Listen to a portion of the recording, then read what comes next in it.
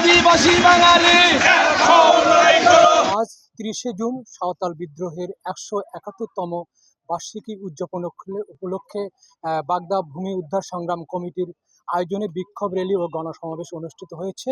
এই সমাবেশ থেকে তাদের কাছ থেকে আমরা জানতে চাবো যে পরবর্তীতে তাদের কর্মসূচি কি বা তারা আসলে সরকারের কাছে কি চাচ্ছে। এখন আমরা কথা বলবো এখানকার ভূমি উদ্ধার সংগ্রাম কমিটির সভাপতি সুফল হেমনের সঙ্গে। আচ্ছা, বলুন তো আসলে আপনাদের পরবর্তী কর্মসূচি কি?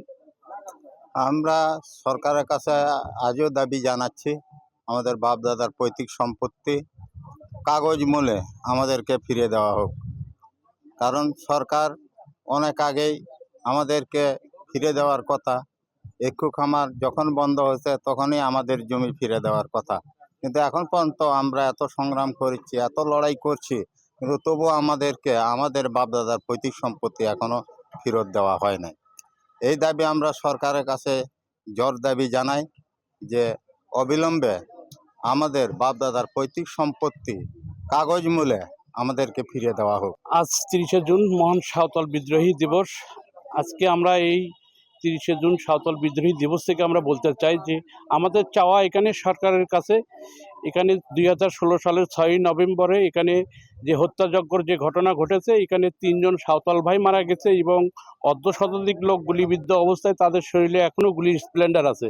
কিন্তু আজ পর্যন্ত এখানে সরকার যে এখানে আদিবাসীদের যে মামলার বিষয় এবং আদিবাসীদের যে শরীরের এখনও গুলির স্প্লেন্ডার ঢুকে আছে, সরকার আজ পর্যন্ত কোনো ব্যবস্থা গ্রহণ করতে পারেনি।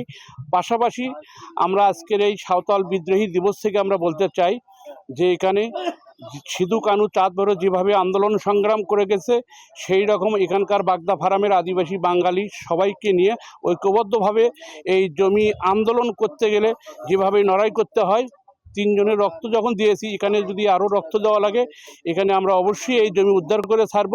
পাশাপাশি আমরা আর একটা কথা বলে রাখি, সেটা হলো যে এখানে আমাদের ক্ষতিগ্রস্তর ওপর যে মামলা করা হয়েছে ৮-১০টা মামলা, এই মামলা আজ পর্যন্ত এখানকার আদিবাসী বাঙালি আমরা বয়ে নিয়ে বেড়াচ্ছি এই মামলাগুলো, এবং আমাদের ক্ষতিগ্রস্তর পক্ষ থেকে যে মামলাগুলো করা হয়েছে আজ পর্যন্ত কোনো মামলার কোনো অগ্রগতি আমরা দেখতে পারিনি।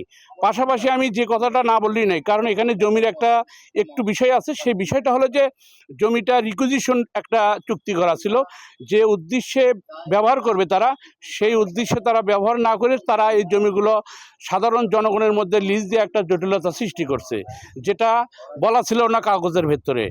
যেহেতু শর্তভঙ্গ করছে, চুক্তিতে শর্তভঙ্গ করা আছে, এই সম্পত্তিটা আমাদেরকে ফেরত দিলে বন্তর আমাদের আর কোনো দাবি নেই, জমি আমরা ফেরত চাই, এটাই আমাদের দাবি।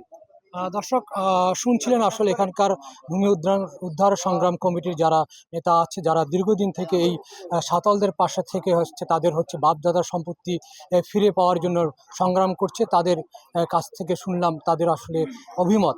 এই ছিল গাইবান্ধা গোবিন্দগঞ্জের বাগদা ফার্ম থেকে ফিরোজ কবির, বাংলা ভিশন।